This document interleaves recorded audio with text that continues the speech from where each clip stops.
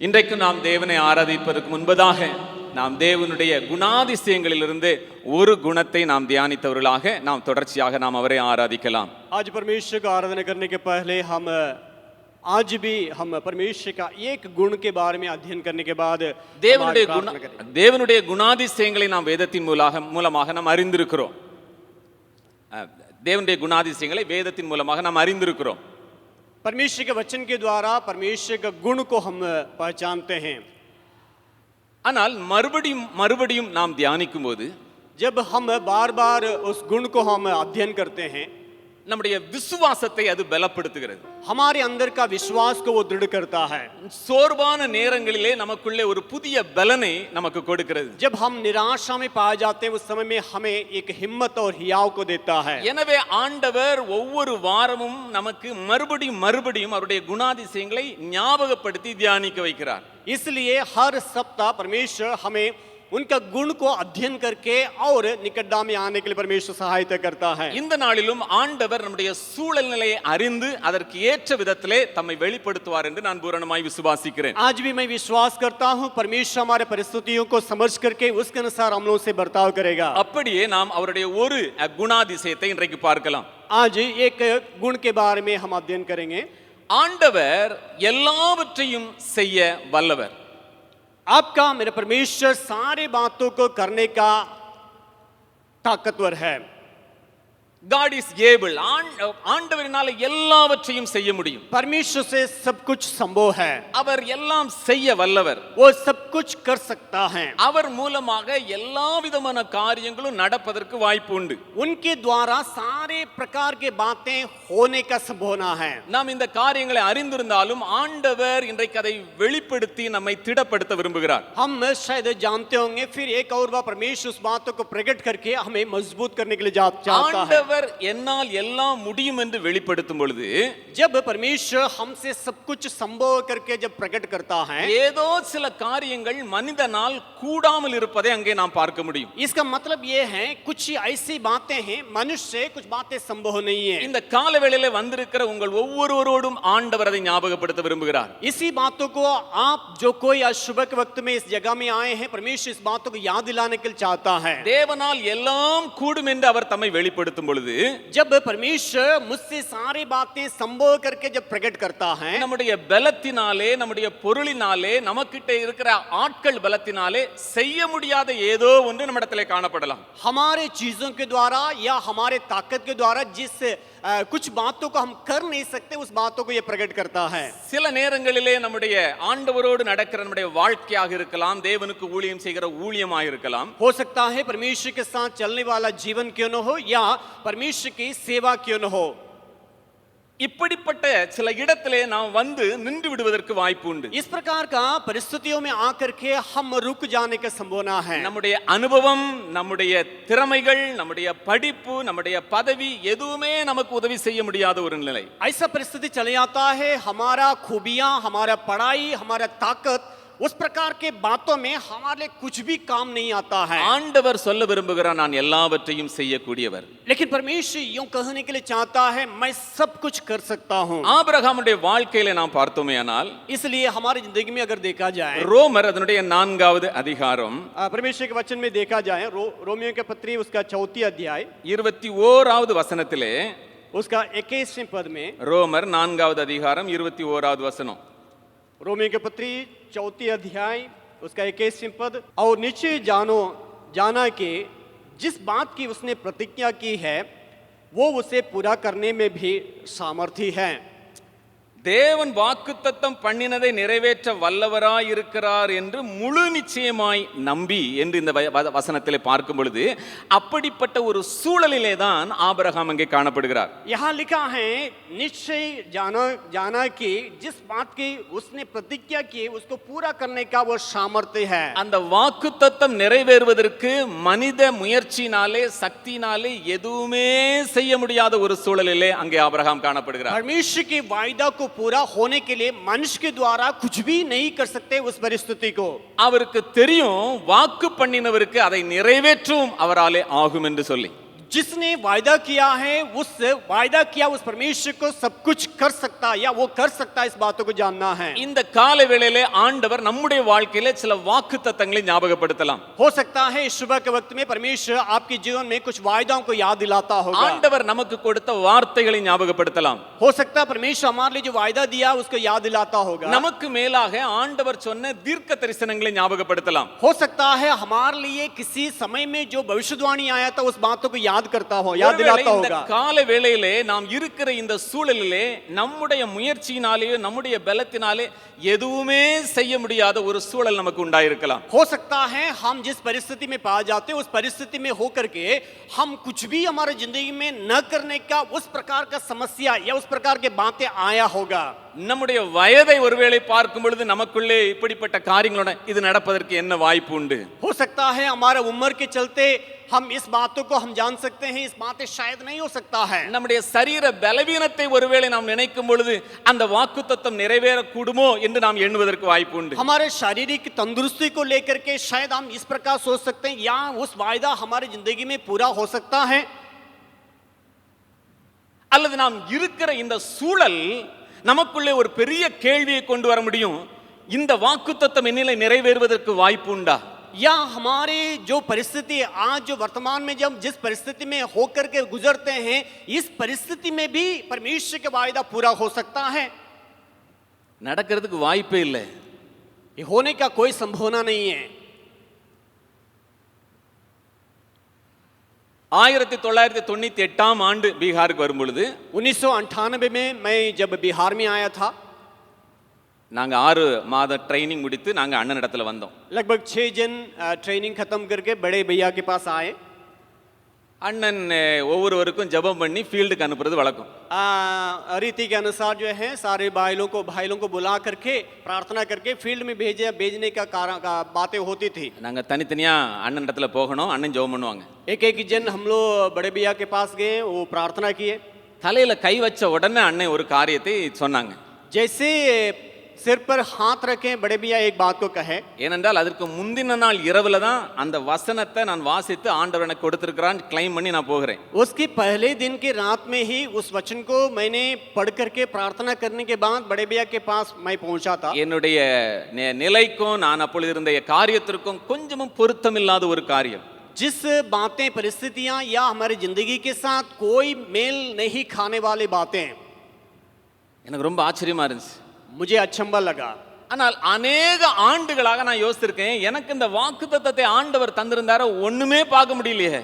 मैं कई दिनों से ये सोचा था कि परमेश्वर ने इस प्रकार का वायदा को मेरे लिए दिया है, लेकिन कुछ भी नहीं हुआ है। 4-5 ஆண்டுகள் 6 ஆண்டுகள் அதற்கு கொஞ்சமும் பொருத்தமில்லாத சூழ்நிலையிலே நான் காணப்பட்டேன். 5-6 साल जो है वो वायदा पूरा होने के लिए या उसके कोई मेल नहीं खाता था, उस प्रकार का जिंदगी था मेरा। அப்படிப்பட்ட வாக்குத்தத்தத்துக்கு நேராக போவதற்கான கொஞ்சம் கூட வாய்ப்புகள் எனக்கு தெரியவில்லை. उस प्रकार का वायदा की ओर हम कब पहुंचेंगे कोई रास्ता नहीं था, कोई उम्मीद भी नहीं था। ஆனா அநேக ஆண்டுகளுக்கு பிற்பாடு அந்த வாக்குத்தத்தத்தினுடைய காரியங்களை கொஞ்சம் கொஞ்சமாக என்னுடைய வாழ்க்கையில காண ஆரம்பித்தேன். लेकिन धीरे धीरे जो है परमेश्वर जिस वायदा को किया था उस वायदाएं मेरी जिंदगी में पूरा होते हुए मैंने देखा। பவுல் சொல்லுகிறார், எனக்கு சொல்லப்பட்டபடியே நடக்கும் என்று நான் நிச்சயித்திருக்கிறேன். पौलुस कहता है मेरे लिए जिस बातें कही गई है उसी प्रकार मेरे साथ होगा। இன்றைக்கு இந்த கால வேளையில வந்திருக்கிற உங்கள் யாவரையும் பார்த்து ஆண்டவர் சொல்ல விரும்புகிறார். आज ये सुबह के वक्त में यहाँ आए हुए एक एक लोगों से परमेश्वर यूं कहने के लिए चाहता है, உங்களுக்கு கொடுத்த வார்த்தையை ஆண்டவர் நிறைவேற்றுவதற்கு அவரால் கூடும். आपके लिए परमेश्वर ने जिस वायदा को दिया, वचन को दिया, उस बातों को वैसे ही पूरा करने के लिए वो सामर्थ्य है। உங்களுடைய வாழ்க்கைக்கு அடுத்த ஊழியத்துக்கு அடுத்த காரியங்கள் என்னென்னலாம் உங்களுக்கு தீர்க்க தரிசனமா ஆண்டவர் சொல்லியிருக்கிறார், அவைகள் நிச்சயமாய் அவரால் நடத்த முடியும். आपकी जिंदगी के साथ और आपके सेवकाई के साथ परमेश्वर ने जो कुछ वायदा दिया उस बातों को वैसे ही वो पूरा करने वाला है। ஒரு நாளும் நீங்க சோர்ந்து போகணும்னு அவசியமே இல்லை. आप कभी भी निराश होने की जरूरत है ही नहीं। ஆனா लेकिन இங்கே அதே வசனத்துல ஒரு காரியம் அங்கே எழுதப்பட்டிருக்கிறது. उसी वचन के अंदर एक बातें पाया जाता है, தேவன் வாக்குத்தத்தம் பண்ணினதை நிறைவேற்ற வல்லவராய் இருக்கிறார் என்று முழு நிச்சயமாய் நம்பி. वहां लिखा है परमेश्वर निश्चय जाना करके लिखा है। विश्वास करके வாக்குத்தத்தம் பண்ணினவரை அவன் தொடர்ச்சியாக நம்பினான். जिस परमेश्वर ने वायदा किया उस परमेश्वर को लगातार उसके ऊपर भरोसा रखा। ஆனா நம்முடைய வாழ்க்கையில अनेक நாட்களில் ஏன் நாம் சோர்ந்து போகிறோம்? लेकिन हमारे जिंदगी में क्यों हम निराश हो जाते हैं? நம்முடைய நம்பிக்கை கொஞ்சம் கொஞ்சமா சூழ்நிலைகள் மேல நம்மை அறியாமலேயே போய் விடுகிறது. हमारा भरोसा धीरे धीरे कम होते ही हमारे परिस्थितियों के चलते कम हो जाता है। வாக்கு கொடுத்தவரை விட்டுவிட்டு நாம் சூழ்நிலைகளை பார்க்க ஆரம்பித்து விடுகிறோம். जिस परमेश्वर ने हमारे लिए वायदा दिया उनको छोड़ करके हम परिस्थितियों के ऊपर ध्यान देते हैं। ஆனா இந்த ஆபிரகாமுக்கு சூழ்நிலைகள் எல்லாம் மாறுதலா இருந்த போதிலும் வாக்கு பண்ணினவரை அவன் பூரணமாய் நம்பினான். लेकिन परिस्थितियां कितना भी विपरीत होने के बावजूद भी जिस परमेश्वर ने प्रतिज्ञा किया था उस पर उसने भरोसा रखा। இன்றைக்கு இந்த காலவேளையிலே அவரை நாம் தொடர்ச்சியாய் நம்பும்படியாய் அழைக்கப்படுகிறோம். इस सुबह के वक्त में लगातार उस परमेश्वर के ऊपर भरोसा रखने के लिए हम बुलाए जा रहे हैं। உங்களுக்கு சொன்ன வாக்குத்தத்தத்தை நிச்சயமாய் ஆண்டவர் நிறைவேற்றுவார். वो जिस वायदा को आपके लिए दिया वो निश्चय पूरा करेगा। பிலிப்பியருக்கு எழுதின நிருபத்தினுடைய முதலாவது அதிகாரத்திலே फिलिपियों के पत्र उसका पहला अध्याय அதனுடைய 5வது வசனத்தை பார்க்கலாம். उसका 5वें वचन को पढ़ेंगे। பிலிப்பியர் அதனுடைய முதலாவது அதிகாரம் 5வது வசனம். हिंदीला 6வது वचனம், हिंदी में 6 वचन, तमिल में 5। मुझे इस बात का भरोसा है कि जिसने तुम में अच्छा काम आरंभ किया है वही उसे यीशु मसीह का दिन तक पूरा करेगा। உங்களில் நற்கிரியை தொடங்கினவர் அதை இயேசு கிறிஸ்துவின் நாள் பரியந்தம் முடிய நடத்தி வருவார் என்று நம்பி என்று எழுதப்பட்டிருக்கிறது. நம்மிடத்திலே ஆண்டவர் ஆரம்பித்த நற்காரியங்களை நிச்சயமாய் அவர் நேர்த்தியாய் முடிய பண்ணுவார். हमारे भीतर जो भले काम को जिस परमेश्वर ने शुरू किया उसको निश्चय पूरा करेगा। மோசேனுடைய வாழ்க்கையில நல்லா தான் ஆரம்பிச்சார் 40வது வயசுல. मूसा की जिंदगी में जब शुरू किया था बहुत अच्छा से शुरू किया था। வைராக்கியம் தேவ ஜனங்கள் மேல, उसके अंदर जो है धून की बातें पा जाता था। எகிப்தின் பொக்கிஷங்கள் மேல ஒரு பெரிய வெறுப்பு. ओ जो मिस्र देश का जो धन दौलत के ऊपर एकदम घृणा की बातें, எண்ணங்கள் எல்லாம் நல்ல எண்ணங்கள் தான், எண்ணங்கள். विचार तो अच्छा था, ஆனா அந்த நற்கிரியை தொடர முடியவில்லை, அங்கே தடை செய்யப்படுகிறார். लेकिन उस भले काम को लगातार वो नहीं कर पाया, कहीं ना कहीं जाकर रुक गया। ஜனங்களுக்காக யோசித்தவர், लोगों के लिए विचार किया वो व्यक्ति, தேவ ஜனங்களோடு துன்பத்தை அனுபவிக்க தன்னை ஒப்பு கொடுத்தவர், लोगों के साथ दुख उठाने के लिए अपने को जिस व्यक्ति सौंपा था, ஆனா அந்த கிரியை அந்த காரியங்களை தொடர பண்ண முடியாதபடிக்கு சூழ்நிலைகள் மாறிவிட்டது. लेकिन उस बातों को लगातार उसकी ओर आगे बढ़ने के लिए कई रुकावटें उसके जीवन में आया। ஆனா அதே மோசேயின் இடத்துல ஆண்டவர் மறுபடியும் 40 ஆண்டுகள் கழித்து அங்கே வருகிறார். फिर परमेश्वर वही परमेश्वर 40 साल के बाद मूसा के पास पहुंचता है। மோசேயின் மூலமாக எந்த காரியத்தை ஆரம்பித்தாரோ அங்கே அந்த காரியத்தை தொடர செய்கிறார். जिस परमेश्वर मूसा के द्वारा जिस कार्य को शुरू किया था उस कार्य को वहां से परमेश्वर शुरू कर रहा है। உங்களுடைய என்னுடைய வாழ்க்கையில अनेक நேரங்களில் நான் நல்லா தான் யோசித்தேன், நல்லா தான் அர்ப்பணம் பண்ணேன், நல்லா தான் நான் நல்ல எண்ணத்தோட தான் செஞ்சேன், ஆனா நல்ல காரியங்களா தான் ஆரம்பிச்சேன், ஏன் ஏன் ஏன் இதுல தடை வந்துருச்சு, ஏன் நான் நல்லா செய்ய முடியல என்கிற சோர்வு ஒருவேளை இருக்கலாம். हमारे अंदर कई बार जो है मैंने अच्छा से तो शुरू किया, अच्छा से तो काम करने के लिए शुरू किया था, लेकिन धीरे धीरे इस प्रकार के काम क्यों इस प्रकार मेरी जिंदगी के साथ क्यों क्यों करके कई प्रकार के प्रश्न उठ जाता है। சொந்த ஜனங்களே தப்பா தான் நினைச்சாங்க. अपने ही लोग जो है उसके विरोध में बोलते थे, ஏ நீ எகிப்தியனை கொண்டு போட்ட மாதிரி என்னையும் கொண்டு போட பாக்குறியா, क्या मिस्री को जिस प्रकार तूने मारा मुझे भी मार डालने के लिए चाहते हो। அவன் மேல நல்ல எண்ணம்லாம் இல்ல, उसके अंदर कोई ऐसे प्रकार के अच्छे बातें नहीं पाया जाता था, ஆனா மோசேக்குள்ள நல்ல எண்ணம் இருந்துச்சு. लेकिन मूसा के अंदर भले बातें पाया जाता था। உண்மையிலே ஜனங்களுக்காக யோசித்தார், लेकिन सचमुच में मूसा लोगों के प्रति सोच विचार करने वाला था। உண்மையிலே ஆண்டவருக்காக வைராக்கியம் நின்னார். जरूर जो है परमेश्वर के लिए मूसा जो है जलन रखने वाला था। ஆண்டவர் மறுபடியும் அதை தொடர செய்தார். लेकिन परमेश्वर फिर एक और बार उसको लगातार करने के लिए मूसा का परमेश्वर सहायता किया। ஊழியத்தின் பகுதிகளிலே நம்முடைய காரியங்களிலே சில நேரம் இப்படிப்பட்ட சோர்வுகள் நமக்குள்ளே வரக்கூடும். हो सकता है हमारे जिंदगी में हमारा कार्य क्षेत्र में इस प्रकार का निराशापन आने की संभावना है। மற்றவர்களினாலே தவறாக புரிந்து கொள்ளப்பட்டிருக்கிற அது உண்மைதானா, என்னுடைய எண்ணம் நல்லா தான இருந்துச்சு, लेकिन हम अन्य लोगों के द्वारा गलत बातें उनके मन में मेरे प्रति हो सकता है, लेकिन मेरा विचार सही होना चाहिए। எல்லாரும் என்கிட்ட வந்து கேட்டாங்க, எல்லாரும் என்னை திட்டுனாங்க, எல்லாரும் என்னைய குறை சொன்னாங்க, ஆனா என் எண்ணங்கள் நல்லா தானே இருந்துச்சு. मेरे बारे में कई लोग जो गाली दिया, कई लोग जो गलत बातों का कहा था, लेकिन मेरे भीतर का विचार सही था. நீங்கள் நற்கிரியை செய்யும்படியாக நீங்கள் தெரிந்து கொள்ளப்பட்டவர்கள். भले कार्य को करने के लिए चुने गए लोग हैं. நிச்சயமா ஆண்டவர் அதை தொடரச் செய்வார். सचमुच में परमेश्वर उसको आगे बढ़ने देगा. மோசே இப்படிப்பட்ட சூழ்நிலையிலே 2 காரியங்களுக்காக அவர் காத்திருந்தார். इस परिस्थिति में मूसा 2 बातों के लिए उसने इंतजार किया था. ஒன்று ஆண்டவருடைய வேலைக்காக காத்திருந்தார். एक परमेश्वर के समय के लिए उसने इंतजार किया. இரண்டாவது அவருக்கு இரண்டாம் ஒரு அழைப்புக்காக தேவனிடத்திலே காத்திருந்தார். दूसरा एक बुलाहट के लिए मूसा परमेश्वर के इंतजार किया था. இன்றைக்கு இப்படிப்பட்ட சோர்வோடு கூட நீங்கள் இருப்பீர்களானால் தொடர்ச்சியாக அவருடைய அழைப்புக்காகவும் அவருடைய வேலைக்காகவும் நீங்கள் காத்திருங்க. इस प्रकार का निराशापन अगर पाया जाता है, उनकी समय के लिए, उनका बुलाहट के लिए आप इंतजार करने की जरूरत है. உங்களிடத்திலே நற்கிரியை ஆரம்பிச்சு உங்களை பாதியில விட்டுட்டு போற ஆண்டவர் அல்ல. आपके भीतर जिस भले कार्य को शुरू किया था, वो आधा अधूरा में छोड़ के जाने वाला परमेश्वर नहीं है. உங்களிடத்துல நல்ல காரியங்கள், நல்ல எண்ணங்கள், நல்ல சிந்தைகள் எல்லாம் கொடுத்து உங்களை அப்படியே நடுத்தரவில் விட்டுட்டு போற ஆண்டவர் அல்ல. आपके अंदर अच्छे कार्य, अच्छे सोच, अच्छे विचार को शुरू करके आधा रास्ता में छोड़ करके भागने वाला परमेश्वर नहीं है. எந்த ஜனங்கள் உங்களை வெறுத்தார்களோ, எந்த ஜனங்கள் உங்களை வெறுத்தார்களோ, जिन लोग जो है आपके विरोध में कार्य किया எந்த है, ஜனங்கள் உங்களை தவறாய் புரிந்து கொண்டார்களோ, जिस लोग जो है आपके गलत समझा है, அதே ஜனங்களின் மத்தியிலே ஆண்டவர் உங்களை உயர்த்துவார். उन्हीं लोगों के बीच में परमेश्वर आपको ऊंचा करेगा. நீங்கள் முன்பு செய்த நற்கிரியைகளை காட்டிலும் ஏராளமான நற்கிரியைகளை செய்வதற்கு உங்களுடைய கரங்களை பலப்படுத்துவார். आप पहले जिस भले कार्य को करते थे, उससे बढ़ करके कार्य के उसको भले कार्य करने के लिए परमेश्वर आपके हाथों को मजबूत करेगा. ஒரே ஒரு மனிதனுக்கு மோசே உதவி செய்தார் 40வது வயசுல. 40वीं उम्र में एक ही व्यक्ति को मूसा मदद किया था. ஆனா அந்த வனாந்திர பிரயாணத்திலே லட்சமான ஜனங்களுக்கு நற்கிரியை செய்கிறவனாய் ஆண்டவர் மாற்றினார். लेकिन आगे चल करके देख करके लगातार कई लोगों को, लाखों लोगों को मूसा भले कार्य को किया था. லட்சமான ஜனங்களை வழி நடத்துகிறார். कई लाखों लोगों को मूसा अगुवाई करता है. லட்சமான ஜனங்களுக்கு தண்ணீர் கொடுக்கிறார். लाखों लोगों को पानी पिलाता है. லட்சமான ஜனங்களுக்கு உணவு கொடுக்கிறார். लाखों लोगों को भोजन खिलाता है.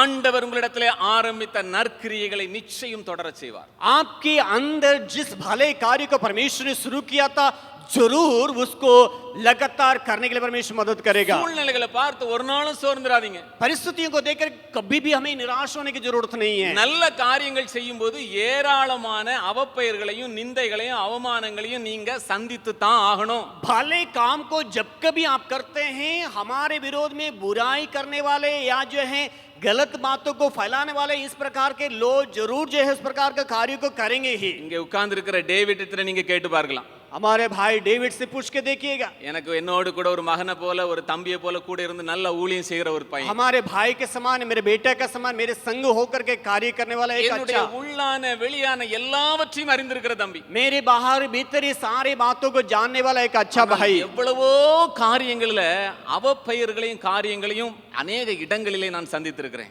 कई बार जो है गलत बातों को लोग फैलाए हुआ बातों को हम जानते हैं, सामना किए. मैं சுரேஷ் அப்படி செஞ்சுட்டாரான் தெரியுமா? आप जानते हैं सुरेश भाई ऐसा कर दिए, சுரேஷ் இப்படி செஞ்சுட்டாரான் தெரியுமா? सुरेश इस प्रकार कर दिए. ஆனா ஒரு நாள் நான் இதை குறித்து கவலைப்படுறதே இல்லை. लेकिन उसके बारे में मैं कभी चिंतित नहीं हुआ था. கஷ்டமா இருக்கும், ஆனா கவலைப்பட மாட்டேன். लेकिन मेरे भीतर जब सुनता हूँ तकलीफ तो होता है, उसके बारे में चिंतित नहीं होता था. நானும் மனுஷன் தானே, क्योंकि मैं भी मनुष्य हूँ. அதனால கஷ்டமா இருக்கும், जरूर तकलीफ होता था. ஆனா கவலைப்பட்டு ஒரு நாள் இந்த காரியங்களை நான் சோர்ந்து உட்கார்ந்ததே இல்லை. लेकिन हम चिंतित होकर के उसी जगह में कभी बैठे नहीं है. உங்களிலே நற்கிரியைகளை ஆரம்பித்தது ஆண்டவர் தொடர பண்ணுவார். आपकी भीतर जिस भलाई के कार्य को परमेश्वर ने शुरू किया था, उसको लगातार करने के लिए परमेश्वर मदद करेगा. இன்னும் ஒரு காரியத்தை நாம் வேதத்துல பார்த்தோம்னா, லூக்கா 1வது அதிகாரம் 37வது வசனத்துல மனிதனால் கூடாது தேவனால் கூடும் என்கிற காரியத்தை பார்க்கிறோம். लूका समाचार पहला अध्याय 37 पद. தேவனாலே கூடாத காரியம் ஒன்றுமில்லை. परमेश्वर से कोई बात असंभव नहीं है. ஆண்டவர் எல்லாவற்றையும் செய்ய முடியும். परमेश्वर सब कुछ कर सकता है.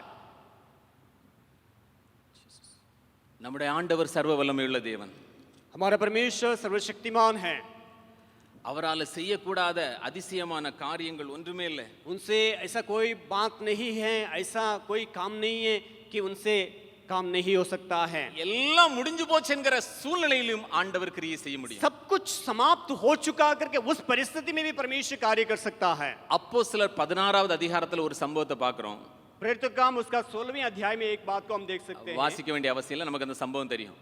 उस बातों को पढ़ने की जरूरत नहीं, मैं कह देता हूं. சிறைச்சாலையினுடைய அந்த அதிகாரி நினைக்கிறான் அவன் எல்லாமே முடிஞ்சு போச்சு. वो बंदीगृह का दरोगा सोचता है कि सब कुछ खत्म हो चुका है. எல்லாரும் ஓடி போயிட்டாங்க, सारे लोग भाग गया, கதவெல்லாம் திறந்திருக்குது. सारे दरवाजे खुला पड़ा हुआ है. அவனுடைய மனநிலை அப்படி சொல்லுது, இனி ஒண்ணுமே இல்லை, எல்லாம் முடிஞ்சு போச்சு. उसका भीतरी मन कहता है सब कुछ खत्म हो गया.